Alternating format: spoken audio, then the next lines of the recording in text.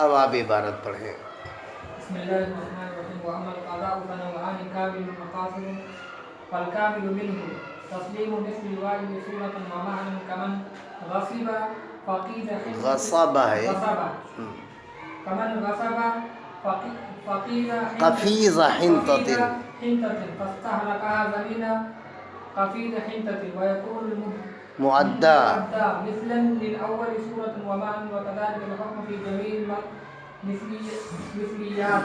وأما القاصر فهو ما لا يماثل الواجب صورة ويماثل معنى كمن غصب شاة فهلكت وجد قيمتها والقيمة مثل الشاة من حيث المعنى لا من حيث الضرورة صورتی۔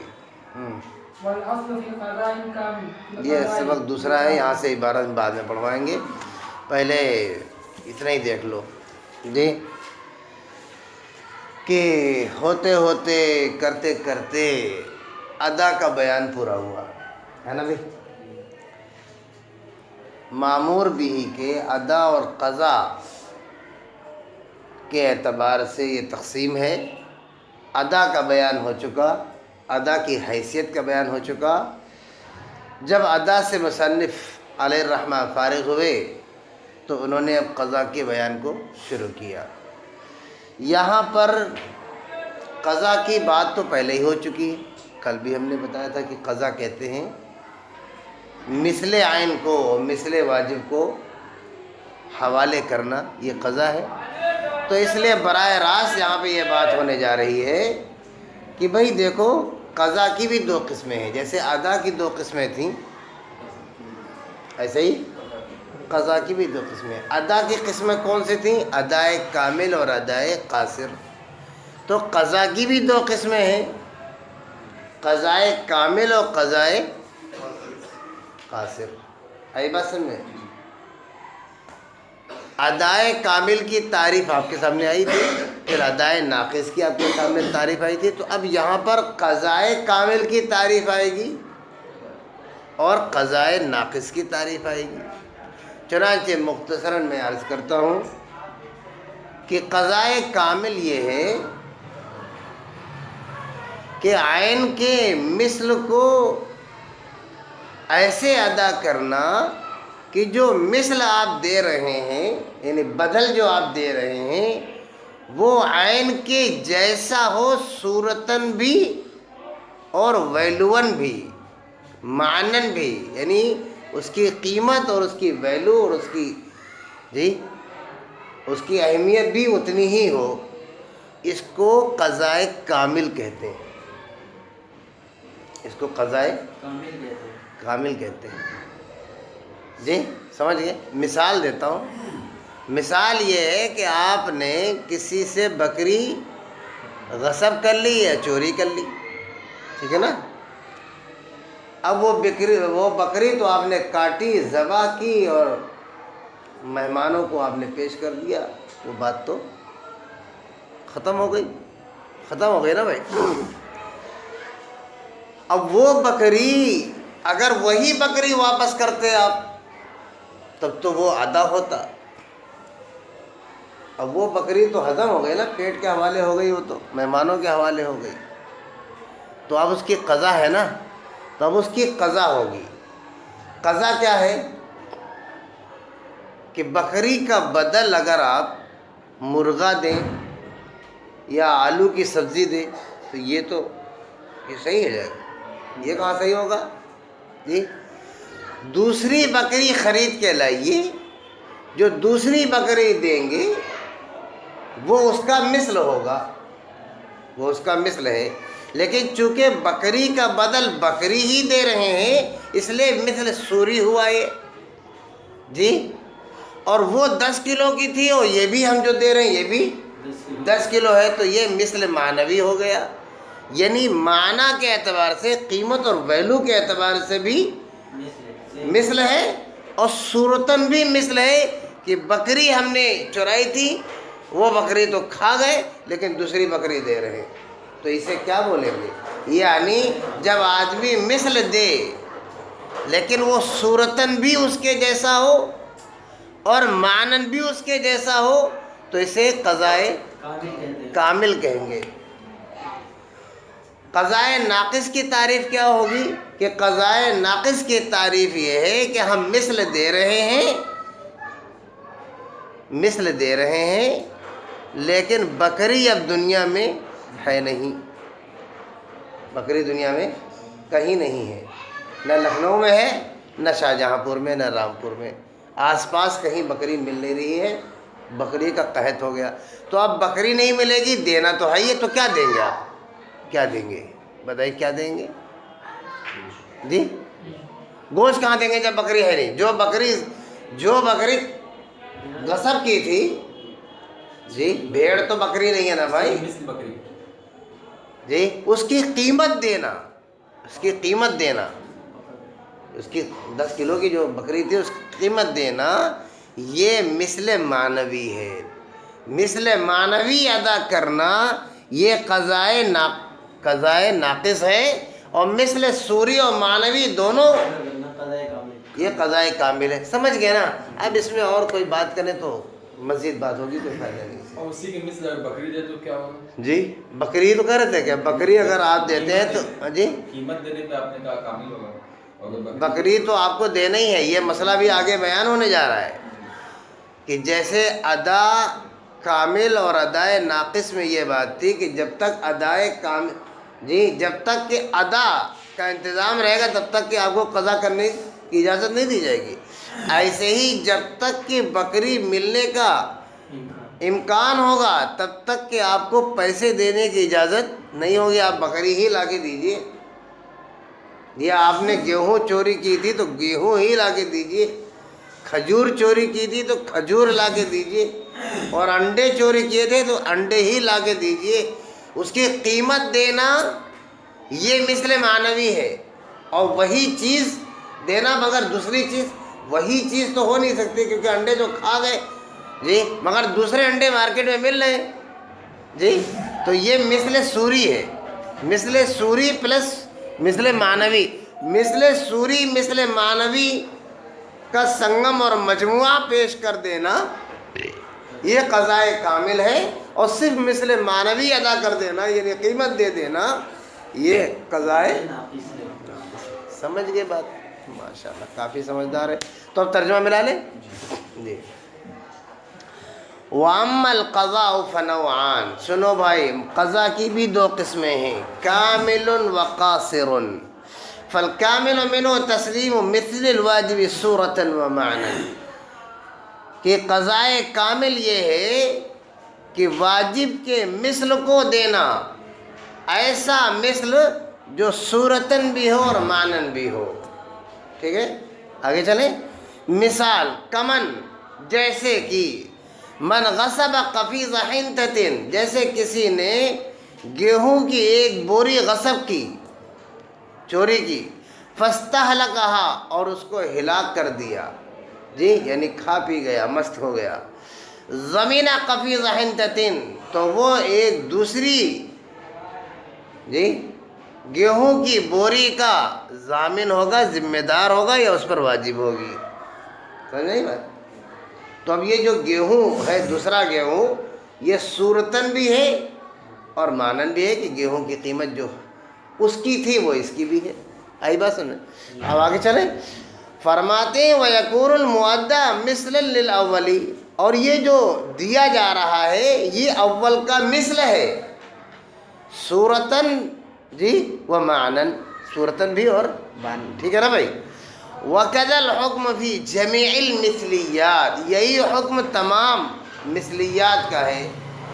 مثلیات کا مطلب تمام مکیلی چیزیں، موزونی چیزیں، عددی چیزیں یعنی جسمانی چیزیں، ہر وہ چیز جن کو تول کے بیچا جاتا ہے یا گن کر کے بیچا جاتا ہے، جیسے بکریاں ہیں، انڈے ہیں جی، ان کو گنا جائے گا، گیہوں چاول ہے ان کو ناپا جاتا ہے جی، بہت ساری چیزیں ناپی جاتی، تمام چیزیں مثلی یعنی جن کا بھی مثل ملتا ہے، تمام مثلی چیزوں کا حکم یہی ہے، تمام مثلی چیزوں کا، سمجھ یہ بہت گہری بات تو ہے نہیں، تو یہ تو قضائے کامل کی بات ہے. آئیے دیکھتے ہیں وہ عمل قاصر.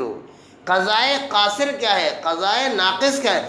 فَهُوَ مَا لَا يُمَاثِلُ الْوَاجِبَ صُورَةً. چنانچہ فرماتے ہیں کہ قضائے قاصر یہ ہے کہ جس کا مثل موجود نہ ہو، یعنی جس واجب کا مثل موجود نہ ہو. واجب تو ادا کرنے سے رہے، مثل بھی ادا کرنے سے رہے، یہ بات ہے. آئی بات سمجھیں؟ صورتاً، جی صورتاً اس کا کوئی مثل نہیں ہے، لیکن وَيُمَاثِلُ مَعْنًا، لیکن اس کا مثل معنن ممکن ہے، یعنی قیمت اس کی دی جا سکتی ہے. مثال کے طور پر کمن غصب شاطن، جیسے کسی نے ایک بکری غصب کی، فہلکت، اور وہ ہلاک ہو گئی، یعنی کھا پی کے تمام ہو گئی. ضمین قیمت ہوا، تو اس کی قیمت کا ضامن ہوگا. یہ قیمت کا ضامن کیوں بن رہا ہے؟ کیونکہ دنیا میں وہ بکری ملنا ممکن نہیں رہا، اس لیے جو یہ قیمت دینے کی بات آ رہی ہے. اگر بکری کہیں ملے گی تو بکری ہی لا کے دینی پڑے گی، یہ بات ہے. والقیمت مثل الشاة من حیث المعنی، اور قیمت جو ہے وہ بکری کا مثل ہے باعتبار معنی کے، لا من حیث الصورت، نہ کہ مثل سوری کے اعتبار سے. سمجھ گئے نا؟ بس یہ تو تعریفات تھیں. جی آگے کا جو بیان ہونے جا رہا ہے،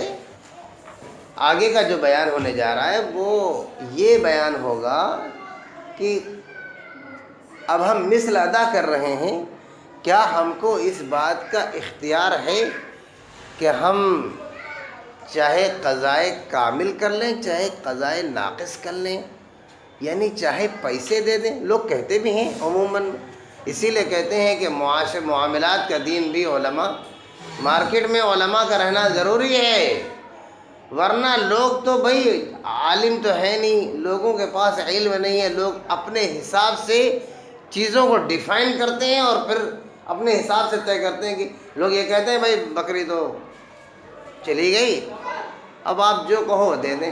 جو کہو دے دیں مطلب کہتے ہیں نا بھائی جو کہو دے دیں. ارے جو کہو دے کیسے دیں؟ بکری لے گئے تھے، بکری ہی لے کے آؤ یار. کیا جو کو کیا ہوتا ہے؟ کیونکہ جب تک قضائے کامل دینے کا جگاڑ ہے، انتظام ہے، تب تک کہ قضائے ناقص کی اجازت ہی نہیں ہے. جو ہو کیا ہوتا ہے؟ بکری لے گئے تھے، بکری لے کے آئیے، ہم اس کو بیچے باچے جو دل چاہے وہ کریں. تو یہاں بھی یہ مسئلہ بیان ہونے جا رہا ہے کہ قضائے کامل اور قضائے ناقص میں سے کسی بھی شکل سے آدمی مثل کو ادا کر دے، اس کی اجازت ہے یا اس میں کوئی مسئلہ ہے یا اس میں کوئی شرائط ہے؟ تو فرماتے ہیں سنو بھائی، اس سے پہلے ایک بات ہو چکی ہے، کہ ادا میں اور قضا میں یہ بتائے گا کہ ادا اصل ہے. یہ تو ابھی کل ہی کا سبق ہے کہ ادا اور قضا میں ادا اصل ہے، جب تک کہ ادا کا انتظام ہوگا تب تک قضا کی اجازت نہیں ہوگی. یہی فرماتے ہیں والاصل فی القضاء الکامل، کہ قضا میں بھی اصل کامل ہے، کہ جب تک کامل کہ کوئی شکل موجود ہوگی، یعنی مثل سوری اور مثل معنوی کے ساتھ، اس وقت تک قضائے ناقص کی اجازت نہ ہوگی. ٹھیک ہے نا بھائی؟ اب عبارت دیکھیں آپ. وعلی ھذا قال، تو مجھے لگتا ہے اگر یہ بات سمجھ گئے تو ترجمہ ملا لیں، ہے نا؟ فرماتے ہیں وعلی ھذا، اسی قانون پر ہم یہ بات کہیں گے. قال ابو حنیفہ رحمہ اللہ، آواز آ رہی نا اس لیے اس کو بند کرو. جی فرماتے ہیں وعلی ھذا قال ابو حنیفہ، قال ابو حنیفہ رحمہ اللہ، امام ابو حنیفہ رحمۃ اللہ علیہ نے اسی اصول پر یہ مسئلہ بیان فرمایا کہ اذا غصب مثلیا فہلک فی یدہ، کہ اگر کسی آدمی نے کسی مثلی چیز کو غصب کیا، مثلی کی میں تعریف کر چکا ہوں، مثلی چیز کو غصب کیا، فہلک فی یدہ، اور وہ چیز ہلاک ہو گئی غاصب کے ہاتھ میں. جی آگے اس میں کچھ لکھا نہیں ہے، لیکن میں عرض کرتا ہوں کہ اسے جانا ہوگا، مثل سوری اور مثل معنوی کا انتظام کرنا ہوگا. یہ بات یہاں لکھی نہیں اس لیے میں عرض کر رہا ہوں. آگے کی بات کیا ہے؟ آگے کی بات یہ ہے انقطع ذلك عن اید الناس، اور اگر وہ چیز لوگوں کے ہاتھوں سے منقطع ہو جائے، یعنی وہ چیز دنیا سے معدوم ہو جائے، اب لوگوں کے درمیان اور مارکیٹ میں وہ چیز اویلیبل نہیں ہے. فرماتے ہیں ضمین قیمت ہو یوم الخصومت، تو اب اس کی قیمت کا ضامن ہوگا اور اس کی قیمت کا اعتبار یوم خصومت والے دن ہوگا، یوم خصومت کے اعتبار سے ہوگا. یعنی یہ مقدمہ چکے جائے گا وہاں عدالت میں اور قاضی اس کا فیصلہ کرے گا، تو جس دن اس کا فیصلہ ہوگا اس دن جو اس بکری کی قیمت ہوگی وہ اس کے ذمے ہوگی. سمجھے بات؟ لأن العجز عن تسلیم المثل الکامل انما یظہر عند الخصومت، اس لیے کہ مثل کامل کو حوالے کرنے سے عاجز ہونا یہ پتہ چلے گا عند الخصومت، یعنی فیصلے کے دن ہی پتہ چلا. تو جس دن پتہ چلے گا اسی دن جو اس کی قیمت ہوگی وہی ذمہ ہوگی. یہ امام صاحب کا قول ہے. ورنہ امام محمد رحمۃ اللہ علیہ یہ فرماتے ہیں کہ نہیں بھائی، جس دن غصب کیا تھا اس دن جو بکری کی قیمت تھی وہ ذمہ ہوگی. لیکن امام صاحب فرماتے ہیں نہیں بھائی، یہ پتہ ہی نہیں چلے گا کہ کب غصب کیا تھا اور کب کیا ہوا تھا. یہ تو مقدمہ دائر کیا گیا، مقدمہ چلا عدالت میں اور جج نے فیصلہ کیا تب جا کے یہ دینے کے لیے تیار ہوا، اس لیے آسانی سے تیار نہیں ہوا. لہذا جس دن یہ مسئلہ عدالت میں چلا اور جج کے سامنے بات آئی اور جج نے جب یہ کہا کہ جا کے بکری حوالے کرو، تو اس نے تلاش کر کے دیکھا کہ بھئی بکری تو ملنے سے رہی، کیونکہ مارکیٹ میں بکری ہے نہیں. تو چونکہ اس کا بکری واپس کرنے کا معاملہ آج ہی واضح ہوا اور اس کا عاجز ہونا آج ثابت ہوا، اس لیے آج کی جو قیمت ہوگی وہ ذمہ ہوگی. کہ عاجز ہونا آج ثابت ہوا، تو جس دن عاجز ہوگا اسی دن اس کی قیمت کا اعتبار ہوگا. فَأَمَّا قَبْلَ الْخُصُومَةِ فَلَا، اور خصومت سے پہلے کی جو قیمت ہے یعنی یوم الغصب کی جو قیمت ہے اس کا اعتبار نہیں ہوگا. لِلتَّصَوُّرِ حصول المثل من كل وجہ، مثل کے حصول کے تصور کی وجہ سے پوری طریقے سے کہ وہ آج ہوا ہے، یہ بات ہے. فَأَمَّا لَا مِثْلَ لَهُ لَا صُورَةً وَلَا مَعْنًى لَا يُمْكِنُ إِيجَابُ الْقَضَاءَ فِيهِ بِالْمِثْلِ. جی یہاں سے ایک دوسرا مسئلہ بیان ہونے جا رہا ہے. کیا مسئلہ بیان ہوگا؟ کہ جو مسئلہ یہ ہے کہ آپ نے ابھی یہ فرمایا کہ جب کسی واجب کا مثل دینے کی بات آئے گی تو مثل سوری اور مثل معنوی کے حساب سے دینا ہے، لیکن مثل سوری اگر نہ ملے تو مثل معنوی کے اعتبار سے دینا ہے. فرماتے ہیں اگر کوئی ایسی چیز ہو جس کا نہ مثل سوری ملتا ہو نہ مثل معنوی ہو، دونوں چیزوں کا وجود نہ ہو، اس صورت میں آپ کیا حکم لگائیں گے؟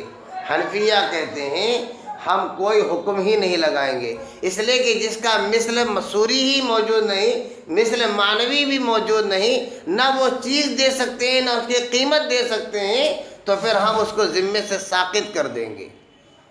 جی رہا یہ کہ اس میں نقصان ہوگا کسی کا، تو جو نقصان ہوگا وہ آخرت میں اللہ تعالیٰ سے لے لے، کیونکہ ہم انسان ہیں، ہم یہیں تک فتویٰ دے سکتے ہیں کہ آپ مثل سوری مثل معنوی دیں یا پھر صرف مثل معنوی دے دیں. اگر دونوں چیزیں وجود میں نہیں ہیں تو پھر آگے ہم ہوا میں فیصلہ نہیں کر سکتے. کچھ سمجھ میں ہی بات؟ اگر آپ سمجھ گئے تو ترجمہ ملا لیں.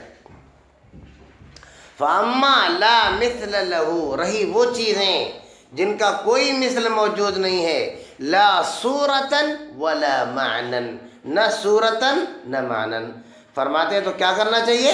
لا يمكن ایجاب القضاء، جی ممکن نہیں ہے فیصلے کو ثابت کرنا اس میں مثل کا، یعنی کون سا مثل ثابت کریں گے ہم؟ لہذا اس کو ذمے سے ہی ساقط کر دیتے ہیں. جی ذمے سے ہی ساقط کر دیتے ہیں. وَلِهَذَا الْمَعْنَى، اس ضابطے کی روشنی میں، کون سے ضابطہ کہ نہ مثل سوری ہے نہ مثل معنوی ہے، تو کیا کریں کیا کریں کیا کریں؟ فرماتے ہیں ہم آپ کو ایک مثال دیتے ہیں، مثال سے سمجھیں آپ۔ مثال کیا ہے یہاں پہ کہ مثال یہ ہے، فرماتے ہیں ان المنافع لا تضمن بالاتلاف، کسی چیز کا نفع، جیسے آپ نے سائیکل چورا لی، جی سائیکل چورا لی آپ نے، تو سائیکل جو آپ نے 2 دن چلائی ہے اور اس سے جو نفع اٹھایا ہے اس کا کوئی مثل نہیں ہے، نہ سوری نہ معنوی، لہذا نفع پر کوئی چیز آپ کو سائیکل مل جائے گی، سائیکل مل جائے گی، لیکن سائیکل سے جو نفع اٹھایا ہے اس کی کوئی قیمت نہیں ملے گی۔ یہ کس کا مسئلہ ہے؟ یہ حنفیہ کا مسئلہ ہے۔ امام شافعی رحمۃ اللہ علیہ اس سلسلے میں اجارے پر قیاس کرتے ہیں، یہ فرماتے ہیں کہ جس کا مثل سوری نہیں، مثل معنوی نہیں، کچھ بھی نہیں، ایسے کو ہم اجارے پر قیاس کریں گے، کرائے پر قیاس کریں گے، اور جو کرایہ لگتا ہے 1 دن کا یا آدھا دن کا یا گھنٹے کا یا 2 گھنٹے کا، وہ کرایہ ہم اس کے ذمے لگائیں گے۔ مثال دے رہے ہیں، آگے مثال آنے جا رہی ہے کہ ایک آدمی ایک گھر کو غصب کرتا ہے اور 1 مہینہ اس میں رہ کر کے اس کو واپس کرتا ہے، تو جو گھر واپس کر رہا ہے یہ تو عین کو واپس کر رہا ہے نا بھائی، یہ تو عین کو، یہ تو مصر نہیں ہے، یہ تو عین کو ہی واپس کر رہا ہے، اور عین کو واپس کرنا یہ تو ادا ہے، لہذا اس نے ادا کر دیا۔ لیکن بات یہ آ رہی ہے کہ 1 مہینہ جو اس میں رہائش کی ہے اس نفع کا کیا ہوگا؟ فرماتے ہیں کہ نفع کا نہ کوئی مثل معنوی ہے نہ مثل سوری ہے، لہذا یہ معاف۔ جی تو کہہ رہے ہیں یہ ایسے کیسے کام چلے گا؟ یہ بات یہ ہے کہ چونکہ اس کا کوئی مثل موجود نہیں، اس لیے ہم فیصلہ نہیں کر سکتے۔ رہی بات ہے کہ 1 مہینہ تک وہ اس میں رہا ہے، اس کی جزا و سزا جو ہے وہ آخرت میں ہوگی۔ امام شافعی رحمۃ اللہ علیہ فرماتے ہیں نہ بھائی، اس کو قیاس کر لو اجارے پر، اور اگل بغل میں جو مکان ہے یا مکان کی جو پوزیشن ہے اس کا جو کرایہ عموماً ہوتا ہے وہ کرایہ اس کے ذمہ لگایا جائے گا، اس کا فیصلہ قاضی کرے گا۔ یہ امام شافعی رحمۃ اللہ علیہ کا مسئلہ ہے، سمجھ گئے نا؟ اب ترجمہ ملاؤ۔ فرماتے ہیں ان المنافع لا تضمن بالاتلاف، کہ منافع پر ضمان واجب نہ ہوگا اس کو تلف کرنے سے، یعنی اس کو استعمال کرنے سے۔ لأن ایجاب الضمان بالمثل متعذر، اس لیے کہ ضمان کا ایجاب مثل کے ذریعے سے ممکن نہیں ہے، متعذر ہے۔ آئی بات سمجھ میں؟ وَإِيجَابُهُ بِالْعَيْنِ كَذَلِكَ، اور اس کے عین کو جی واجب کرنا یہ بھی ممکن نہیں ہے، کہ منافع کا کوئی عین ہوتا ہی نہیں ہے، منافع کا کوئی عین مطلب اس کا کوئی جسم تو ہے نہیں، وہ تو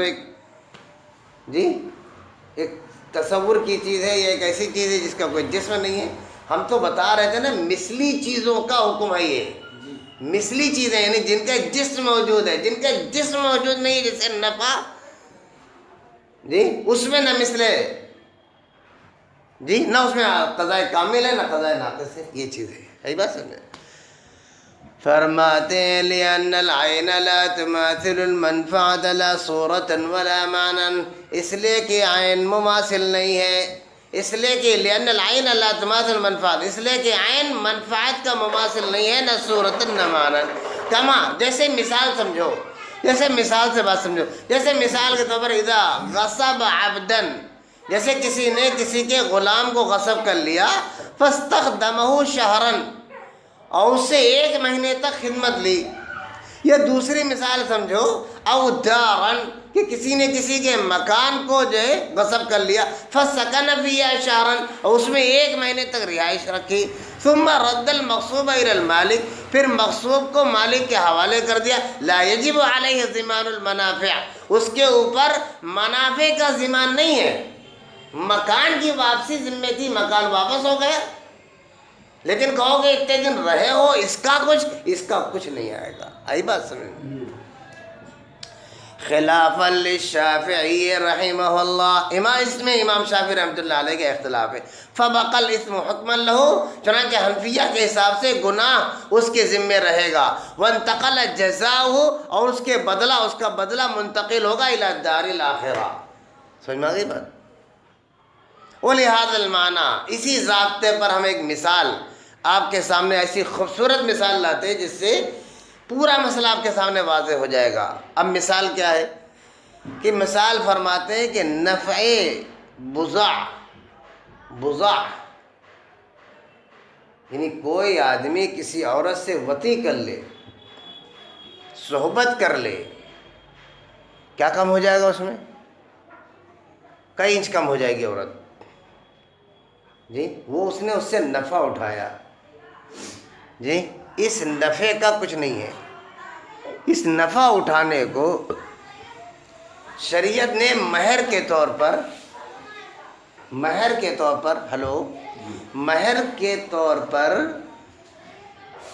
نفع کا ضمان رکھا ہے کہ اگر کوئی آدمی نکاح کرے اور وہ کسی عورت سے خلوت کرے تو اس کو نفع بضع کے بدلے میں اس کو 2000 4000 5000 مہر دینی ہوگی، نہیں دینی ہوگی۔ لیکن کوئی آدمی اگر نکاح نہ کرے، بغیر نکاح کے کوئی آدمی کسی عورت سے صحبت کرے تب کئی روپے پڑیں گے؟ یہ مسئلہ کھڑا ہوگا نہیں کھڑا ہوگا جی؟ یہ تو ہم نے آپ کو ایسے بتایا ہے۔ یہاں کتاب میں کس طریقے سے لکھا ہے کہ کتاب میں لکھا ہے کہ ایک آدمی کا ایک عورت سے نکاح ہوا تو مسئلہ یہ ہے کہ خلوت صحیحہ سے پہلے اگر طلاق دے دیتا ہے تو مہر واجب نہیں ہوتا ہے، یہ مسئلہ ہے جی۔ ایک آدمی گواہی دیتا ہے کہ بھیا اس آدمی نے اور اپنی عورت کو طلاق دیا ہے خلوت صحیحہ کے بعد، یعنی اس سے اس نے صحبت کی ہے تب اس نے طلاق دی ہے۔ اس کے اس گواہی دینے سے کیا نتیجہ نکلے گا کہ پوری مہر واجب ہو جائے گی اس کے اوپر جی۔ تو یہ جو مہر واجب ہو رہی ہے، یہ کیوں واجب ہو رہی ہے؟ یہ مہر واجب ہو رہی ہے نفع بضع کے طور پر ہو رہی نا، لیکن چونکہ اس کی گواہی جھوٹی ہے، نکاح میں وہ ہے ہی نہیں، بغیر نکاح کے کوئی آدمی کسی عورت سے ملے گا تو نفع بضع کا کوئی ضمان شریعت میں نہیں ہے۔ یہ ہے اصل مسئلہ۔ اب آپ ترجمہ ملائیے، فرماتے ہیں وَلِهَذَا الْمَعْنَى، اسی ضابطے کے روشنی میں ہم یہ بیان کریں گے کہ لَا تُضْمَنُ مَنَافِعُ الْبُضْعِ جی، کہ بضع کا نفع کا کوئی ضمان نہیں ہے بِالشَّهَادَةِ الْبَاطِلَةِ عَلَى الطَّلَاقِ، طلاق پر جھوٹی گواہی کے ذریعے سے، کہ کوئی آدمی جھوٹی گواہی دے دے کہ ایسا ہوا ہے تو اس کی وجہ سے یہ نہیں کہا جائے گا بھیا دیتے جاؤ جو فائدہ اٹھایا ہو جی، ایسا نہیں ہے۔ آئی بات سمجھ میں جی۔ ایک اور مثال بتا رہے، سنو، ایک آدمی ہے وہ کسی کی بیوی کو قتل کر دیتا ہے، کسی کی بیوی کو قتل کر دیتا ہے، ولا بقتل منکوحۃ الغیر جی، کسی دوسرے کی منکوحہ کو قتل کرنے سے بھی نفع کا ضمان نہیں آئے گا۔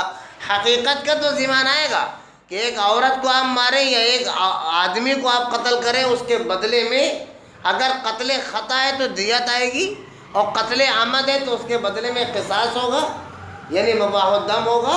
تو یہ سب تو ٹھیک ہے، لیکن جس کو قتل کریں گے نا، جس کو قتل کریں گے اس کے ولی کو دینا ہوگا، لیکن اس کا ایک شوہر بھی ہے، وہ یہ بات اٹھا رہا ہے کہ بھائی جس آدمی کو تم بدل دے رہے ہو اس میں میرا بھی تو تھوڑا نقصان ہے، اب میں صحبت کس سے کروں گا؟ وہ میری بیوی تھی، میں اس سے صحبت کرتا تھا، وطی کرتا تھا، لہذا تم نے میرا بھی نقصان کیا ہے، لہذا تم میرے نقصان کی بھرپائی کرو، یعنی نفع بضع کی بھرپائی کرو۔ فرماتے یہ کوئی بات نہیں ہے، یہ کوئی بات نہیں ہے۔ وہی فرماتے، سنیے ہوئے فرماتے وَلَا بِقَتْلِ مَنْكُوحَةِ الْغَيْرِ، کسی دوسرے کی بیوی کو قتل کرنے سے شوہر کو نفع بضع کا ضمان نہیں ملے گا۔ سمجھ گئے نا بات جی، کہ کوئی گہرائی ہے اس میں۔ اچھا، تیسری ایک مثال ہے، فرماتے وَلَا بِالْوَطِي حَتَّى لَا وَطِيَ زَوْجَةَ إِنسَانٍ لَا يَضْمَنُ لِلزَّوْجِ شَيْئًا، فرماتے ہیں اسی طرح وطی کا بھی جو نفع ہے اس کا بھی ضمان نہیں ہوگا۔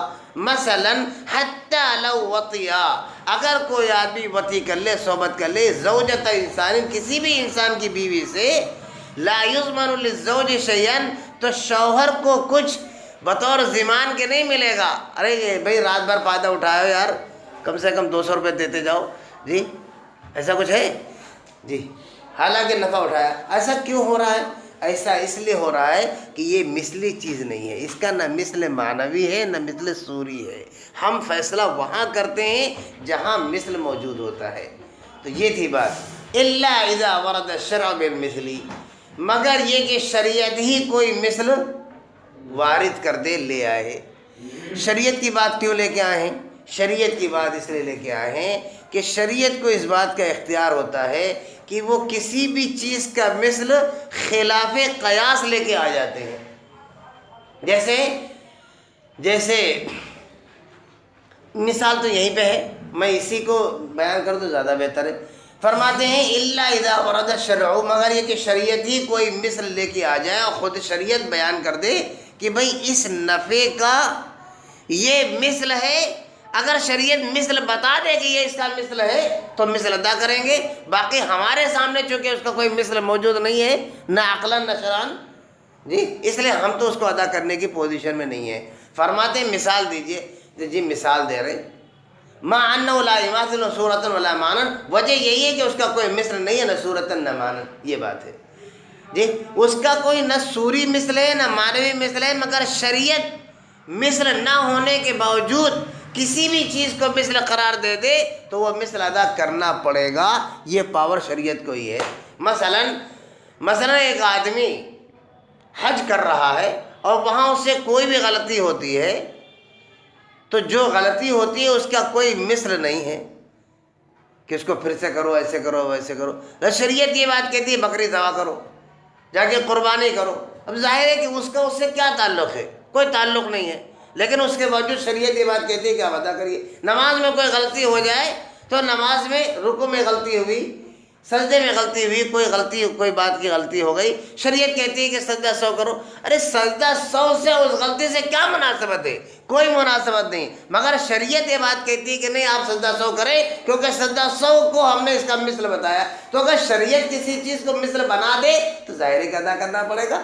یہاں 2 مثالیں آ رہے ہیں، دیکھیے دھیان سے. فرماتے ہیں فیکون مثلا لہو، چنانچہ وہ چیز اس کا مثل بن جائے گی.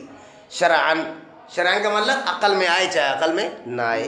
فیجب قضا ہو، چنانچہ اس کی قضا یعنی اس کا مثل دینا ہوگا. قضا ہو بمثل شرعی، مثل شرعی سے اس کی قضا ضروری ہوگی. ونظیر ہو، اس کی مثال ایسے سمجھو کہ ما قلنا، اس کی نظیر وہ ہے جو ہم نے عرض کیا کیا کہ ان الفدیۃ فی حق الشیخ الفانی مثل الصوم جی، والدیۃ فی القتل خطا مثل النفس مع انہ لا مشابہۃ بینہما، کہ شیخ فانی کے حق میں فدیہ یہ روزے کا مثل ہے. حالانکہ روزہ ایک الگ چیز ہے اور فدیہ ایک الگ چیز ہے، مگر شریعت یہ بات کہتی ہے کہ اتنا بوڑھا آدمی ہو گیا ہے کہ یہ روزہ نہیں رکھ سکتا ہے تو پھر اس کا مثل.